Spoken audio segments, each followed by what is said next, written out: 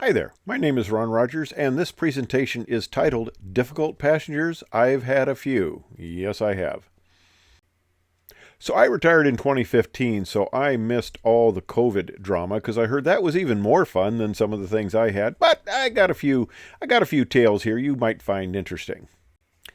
Now, as you all know, this is what coach flying looked like back in the 50s and 60s. Plenty of room stuff, not like it is now. Oh, by the way, Tal and Burl, if you're watching, Tal made the comment, friend of mine, that, my head's too small. I need to make my head bigger. He says, you're not ugly. You need to make your head bigger. So this is my bigger head, but we'll be transitioning back on the next slide to your normally sized head.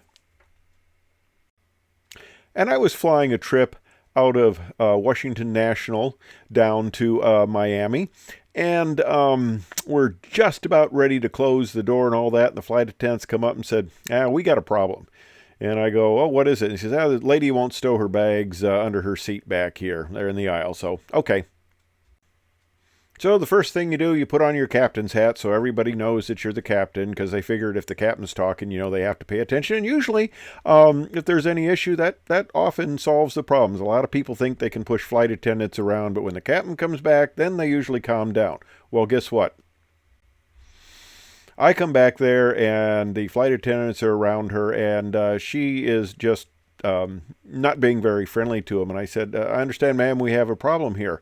And she says, yes, they're telling me to stow my bags, and they don't have the authority to do that. Well, I said, well, yes, ma'am, they do have the authority to tell you to stow your bags. They have to be stowed for safety. The aisle has to be clear. And I'm telling you, I'm the captain, and I'm telling you to stow your bags. And she looks at me and says, you don't have the authority to tell me to stow my bags. And I said, ma'am, you understand I'm the captain on this flight. And she looks at me blankly, and I said, okay, we've got two possible solutions here. One, you stow your bags nicely so the aisle is clear and we get underway and everything's fine. Number two, I remove you from the aircraft for not complying with orders from a crew member, which is a federal offense. Can be if they prosecute, of course. So I go back to the cockpit and I tell my second officer, I says, hey, get on the radio, tell ramp, tell we need police out here. We need to remove a passenger. And, okay, well, they didn't come with dogs and guns. This is a European picture. But, police in Washington, D.C., decent presence. 4 officers come down, and they just come right on the aircraft, and they go right back to where she's sitting. And, of course, the flight attendants are back there to point her out. And she was going down to Miami and then continuing on to South America. So she had a connecting flight to make. And as the police were coming back there, the flight attendants told me later that they heard her say in Spanish, oh my God, what have I done? Well, they pick her up, and it was a lady and 3 kids. They pick her up, get their bags, and they come on off out of the aircraft. Now, there's an interesting little corollary to this story. Okay, they removed her. Well, there's this little hurricane coming towards Miami. And ours was one of the last flights that got in before they shut down the airport. And so she did not get on the flight. She missed her connection to Miami. And it was several days later that she was finally able to get on a flight out of National. And she flew with us again down to Miami and make her connection down to South America. Now, the gate agent that was working my flight when this occurred happened to be the same gate agent that I met about 5 days later when I was coming through. And I said, remember that lady that I had an issue with, and the cops removed her? And she looked at me for a second, and then she started kind of laughing, and she said, yeah, the police brought her out here, and she starts making comments about how the captain was terrible and stuff like that. And the police officer put up her hand, and he says, ma'am, if you'd have just kept quiet and stowed your bags, he'd have probably let you go. And of course, that was the truth. So not a good move on her part. Now, I'm flying a trip out of Amsterdam to Dulles Airport there, Washington National. This is the international airport, and this is after 9/11. And there is a gentleman in business class. I actually see him get on board, and I say hello to him as he gets on board, as I like to do, because I like to stand at the door and say hi to people once I get everything done. And I had found out from one of the ticket agents that there had been a problem with his passport, and he was supposed to be on the flight the previous day and was removed for some issues, and he wasn't very happy about it. Well, he seemed all, happy to me and all this stuff, but, most people are. So he goes, sits down there. We're flying across the Atlantic, coming back. I come off my break, and the senior flight attendant there meets me, and she is very upset. Now, this was one of our very senior flight attendants, and senior flight attendants usually can handle passengers. They've been doing it for decades, and they can usually handle passengers fairly well, difficult ones. Well, she was shook, and I mean, I could see it in her face and her demeanor that she was upset. So I told the cockpit, I said, hand my hat back, got to have the captain's hat. So I put my hat on, I went back there, and what had happened was he had gotten upset about something and started cussing and swearing and using what you call inappropriate language to flight attendants or anybody else, and that in itself is not good. So I went back there, and he starts laying into me about something. I put up my hand up and I said, "Sir, first of all, the fact that I'm back here is you're interfering with the duties of a crew member, because I'm supposed to be in the cockpit right now, not coming back here to handle an issue." And I said, "Secondly, you swore at one of my flight attendants, and I don't know what the problem was. It's not really significant, but you don't use that type of language to my flight attendants." Now, I said, "I want you to be very nice, very respectful, and very quiet the rest of the flight, or I'll have authorities meet the aircraft when we get into Dulles." And I said, in post 9/11 flying, Dulles, Washington National, is not the place where you want to be met by the police. So I go back into the cockpit, and a little bit later, the flight attendant calls me up and says, "I don't know what you said to him, but everything has been yes, ma'am, no, ma'am, and he has been the absolute perfect gentleman." Well, we get into Washington Dulles, and he is one of the first people. He's in the business class seat right next to the door to left, and he is off the aircraft like a shot. And of course, we're gathering up all our stuff, all the people getting off, saying bye to him. So we're the last people coming off. And as I'm going by the area there, right off the aircraft, the security area, there are a couple of custom agents and him. Standing there. They have his bags open, and it's a couple of these big 4 by 10-foot tables, and all of his stuff is laid out all across these tables. And I had nothing to do with this. I don't know what his passport issue was, but I had nothing to do with this. But he's looking at me, and he's just kind of laughing at this point and shaking his head, and I just kind of, wave and smile back at him. It's like, "You did this, didn't you?" And I go, "No. No, I didn't say I didn't do anything," but it's kind of like, don't give people problems, or they might not treat you the best. So it probably had something to do with the issue he had in Amsterdam, but they were going through his stuff with a fine-tooth comb. Now, I flew Hawaii a lot, and that's a fun time. People going and coming, they're all happy. So this wasn't really a problem with a passenger.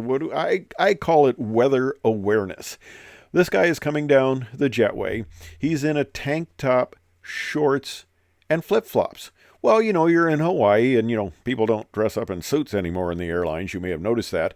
But he's coming down the jetway, and he's in his tank top and shorts and flip-flops. That's great. But the actual temperature that day back in Chicago was a minus 25 degrees Fahrenheit. I mean, he would freeze his posterior off just walking up the jetway, even if he had some warm place to go. And it's like, don't you check these things? Hawaii's nice. It's beautiful. It's sunny. Chicago, this was a cold day in Chicago. And I'm talking a really cold day. You do not want to be dressed like that. So I'm in Honolulu again, and we're getting ready to come back to Chicago. And the gate agent comes down to me and says, "We've got a passenger, him and his wife. I'm not sure if we want to let them on your aircraft. He appears now just to be hungover. He doesn't appear to be intoxicated, but I guess he was really partying last night, and I'm not sure if he might cause trouble." And I said, well, why do you say that? And he says, well, he's an actor and he plays people on TV that, or on the movies that are pretty much tough type, thug type people, and I'm a little worried about, we're a little worried about him. And this guy does. I'm not going to tell you who he was, of course, but he plays the really tough guys, prison fight scenes, things like that, you know. So okay, I go out in the jetway and I go up to him and I sat down next to him and his wife, and he was very nice and respectful. And I said, sir, you know, the gate agent is concerned about putting you on. And I also had talked to the head flight attendant about it, obviously, because they're the ones who have to handle him. And we had flown together a lot, and she knew me, and she says, you know, you go talk to him, whatever you decide, I'm fine with. So I went out there and I said, sir, the gate agent is a little concerned about having you on the flight, that you might be disruptive. And I said, I need to understand that you will be fine and not be disruptive, and you'll be a perfect gentleman. And he looks at me next to his very beautiful wife and says, I will be fine. There will be no problem. So, okay, come on board. So brought him on board, and he and his wife virtually slept the entire flight back to Chicago. And when we got in, he smiled as he was getting off, and he was a very nice guy. Not the type of person that he portrayed in the movies, I'll tell you that. Now we had another incident. I'm a 737 co-pilot, and we had come off the gate, and we had taxied out, and the flight attendant calls us and says, there's a man sleeping next to the window, his jacket's open, and I can see a gun. Oh, this is not nice. So we didn't have any paperwork of any armed person on board, so the captain arranges to pull off to the side. We stop, and he says, go back there and talk to him. And I said, okay, what do you want me to do? And he said, well, ask him if he's got paperwork for the gun, if it's appropriate that he has one. And the captain says, and if I hear a shot, I'm going to go out the cockpit window. You're on your own. I go, okay, thanks a lot. So I go back there, and of course the guy's sleeping, and I wake him up. And of course he's on the window seat, so I have to lean over two other passengers and said, sir, could I talk to you for just a minute? So I bring him up into the forward galley, and I said, sir, I noticed that you are armed. And he goes, oh, yeah, I'm an FBI agent. And I said, do you have paperwork for that? And he pulls it out and says, oh, yeah, I was supposed to give this to the captain. And I go, yes, you were. It's very important that we know who is armed on board the aircraft. And he goes, oh, yeah, sorry about that. And he says, you know, it's funny. I thought when you came and got me that you had a problem on the aircraft and you needed my intervention. And I said, no. You were the problem.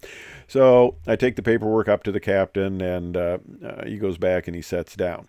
Now, there's the rule that any armed passengers on the aircraft have to present themselves and their appropriate paperwork. There's a few exceptions, so don't make comments about that, because there are a few exceptions, but they have to present their paperwork to the captain, and the captain has to know what they look like. And I had a situation where I had a new agent who got on the airplane and was back there, and the flight attendants somehow realized he was armed, but he had not given me any appropriate paperwork. So I brought him up to the cockpit, and I said, I understand you're armed. Do you have paperwork? And he goes, oh, yes, I do. Here it is.